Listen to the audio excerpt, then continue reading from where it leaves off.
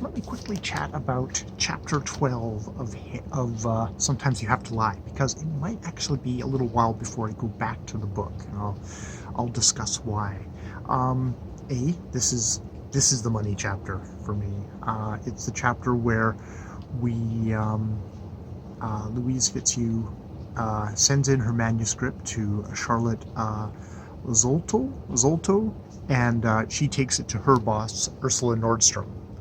These are two women who are basically running Harper's kind of children's lit section. Ursula Nordstrom, being seems like a really famed, storied editor. Stuart Little, Charlotte's Web, now Harriet the Spy, Where the Wild Things Are.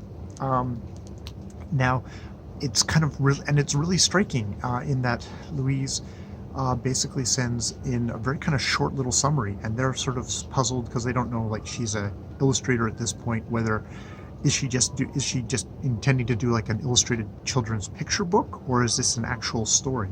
Regardless, Charlotte says, like, this could be a book, she says to Ursula, and we need to. So they sit down with Louise, who really does not take criticism well.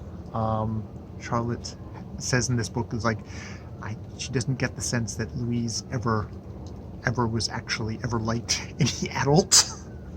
Was very kind of defiant, petulant. It's like, because like after they've been kind of looking through and reading out and talking about it, Louise kind of just folds her shoulders and say, "So you're not very interested in it, are you?" And it's like, "No, we are." And they kind of draw her out on it. It's like, why is and the thing that gets her is, they ask her, it's like, why is Harriet so angry? She says, well, she's angry because her nursemaid left her, and didn't say why. And they say, like, well, what you've given us here, nursemaid isn't in it. Put her in. And they basically encourage her to write a full-length novel, something that's going to be, of a good size.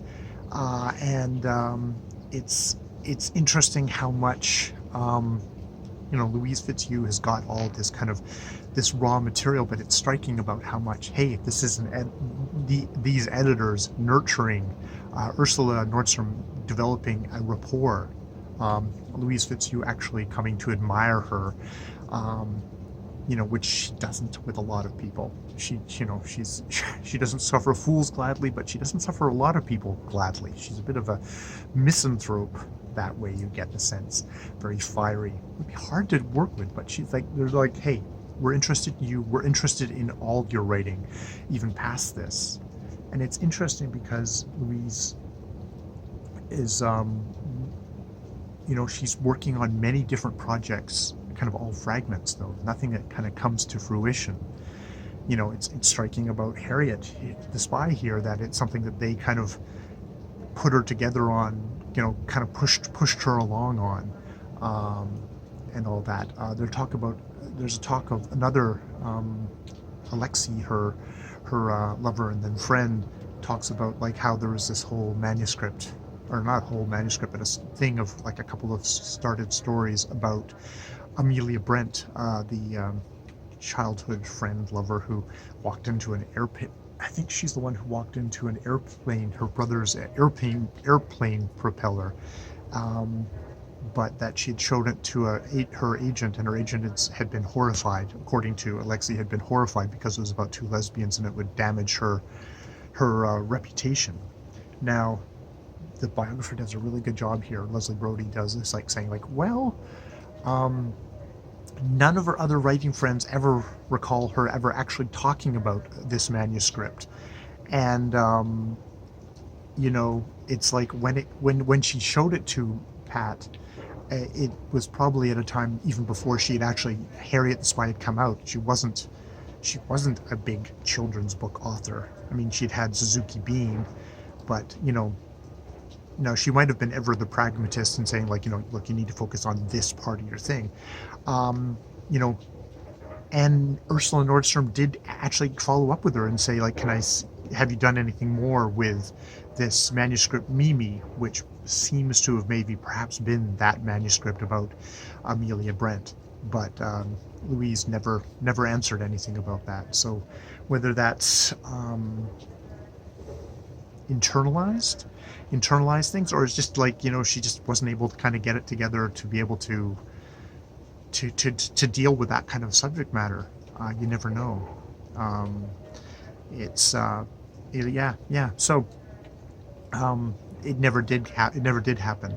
And there is talk in here of like, okay, she tried diet pills for a while, but luckily went off those again, but went back to brandy as her thing to soothe herself. And I know Louise Fitzhugh does not live to a ripe old age, so we're just waiting to see what exactly it is that ends up getting her, and whether, general kind of hard drinking lifestyle is what does her in the end. I guess we'll find out. She could have also got hit by a bus for all I know. But I'm going to stop here because I started reading the next one, and it's definitely Leslie Brody talking about Harriet the Spy and interpretations of Harriet the Spy, even if it's Louise's interpretations. It's like, oh, okay, maybe I will stop here and I will just try and read Harriet the Spy in earnest, because I don't want those voices in my head as I'm reading Harriet the Spy, because I haven't read it for a long time and I want to sort of experience that for myself, and then go back and read what probably a lot more smart and intelligent and insightful people have to say about the book. So yeah, Louise Fitzhugh is an interesting character. I was talking to Jean, thinking, it's like, does she have a Napoleon complex? I mean, she's very kind of short and petite and young looking, and people can sometimes underestimate her, and she gets very furious. To some people, she's a very powerful character, very mercurial. Sometimes she comes off as just like a petulant child, or just it's like, rough around the edges. But there's also people saying, like, how witty she was, how she was kind of fun to be around. Like, she was drinking buddies with a lot of people, though she could also drink and get into furies. So yeah, interesting character. As prickly and kind of as Harriet is not a just likable child. Neither is her creator just a milquetoast likable child. She's prickly and difficult and opinionated and sometimes brutal and sometimes insightful, hopefully. All right, more videos later.